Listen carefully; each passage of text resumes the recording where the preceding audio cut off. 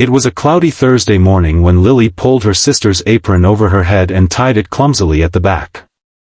She wasn't used to this: early shifts, steaming espresso machines, clinking mugs, and the constant murmur of caffeine-hungry regulars, but when her older sister, Kate, called her with a hoarse voice and a fever that wouldn't quit, Lily had agreed without hesitation.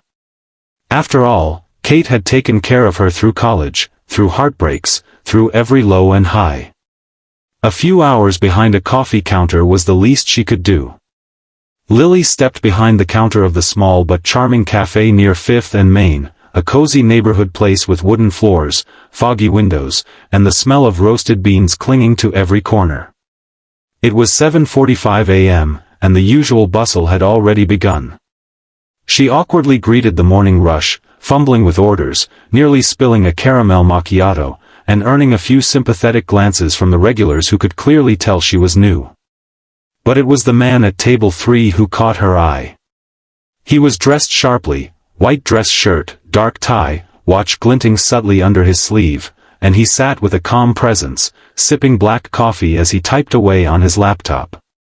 He didn't look around much, didn't flinch at the clatter of mugs or the bell over the door. But there was something, still about him. Almost as if he belonged to another world that just happened to pass through this café. Around 9:15, Lily noticed his coffee had gone cold. She hesitated for a moment, then approached his table with a smile that didn't quite hide her nervousness. "Would you like a refill?" she asked, motioning to his cup. He looked up, and for the first time, their eyes met. His gaze was gentle, though slightly tired, as if he'd been carrying the weight of many things quietly. "Sure," he said with a polite nod. "Thank you." She brought him another cup, carefully placing it next to his laptop. "You're always this focused in the morning," she joked, trying to ease the awkwardness. He smiled faintly. "Habits die hard. Besides, some work can't wait." "Big deadlines?" He paused. "Not exactly. Just, important things." She didn't press. Instead, she walked away and resumed her duties. But something about him stayed with her. There was a quiet sadness behind his eyes, something that tugged gently at her curiosity. A while later, as the café emptied out and the rush died down, she noticed he was still there. Same table. Same seat. Now just staring out the window, coffee barely touched. Lily brought over a blueberry muffin, on the house, and placed it beside him. "It's our best one. Thought you might need a little sugar to balance all that black coffee." He looked at the muffin, then at her, surprise flickering across his face. "You didn't have to do that." "I know," she said simply. "But maybe you look like someone who hasn't been treated with kindness in a while." He blinked, stunned by her words. After a moment, he nodded slowly. "You're not wrong." They spoke a bit then. He introduced himself as Daniel.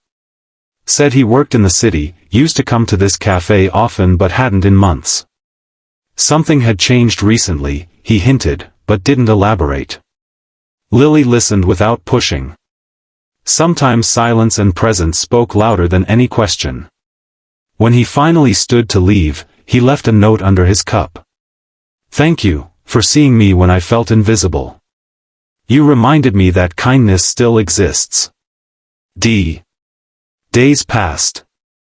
Lily returned to her normal life, college, part-time work, tutoring kids, but the encounter with Daniel lingered in her heart. She didn't tell Kate the full story, just mentioned the mysterious man and the muffin. Life moved on. 2 weeks later, a man in a suit arrived at the café. He wasn't alone, he had a few others with him, and they spoke briefly with the owner before asking for Lily by name. She stepped forward nervously, wiping her hands on her apron. "Can I help you?" The man smiled. "I believe you already did." He handed her a small envelope and nodded respectfully. "Mr. Daniel Grayson asked us to deliver this." Inside the envelope was a letter, and a check. The letter read, "Dear Lily, That day, you gave me something I hadn't felt in months, genuine care. My world had been crumbling. I had lost my wife last year. I was ready to give up my company, walk away from everything I built. But your small act of kindness, your human warmth, it reminded me that not all is lost. That even strangers can bring light into the darkest hours. I've since returned to work. I'm healing, slowly. And I've started a foundation, the Kind Cup Initiative, to support students like you, who work hard, help others, and expect nothing in return. Please accept this scholarship. You've earned it. Thank you for the coffee, and the compassion. Warm regards. Daniel Grayson. Lily stood frozen, tears filling her eyes. The check was enough to pay off her college tuition and more. All because of one morning, one cup of coffee, and one act of quiet kindness. Moral of the story. You never know what someone is going through. A small gesture, a kind word, a warm smile, a free muffin, can become the turning point in someone's life. And sometimes, when you give without expecting anything, the universe finds a beautiful way to return it to you.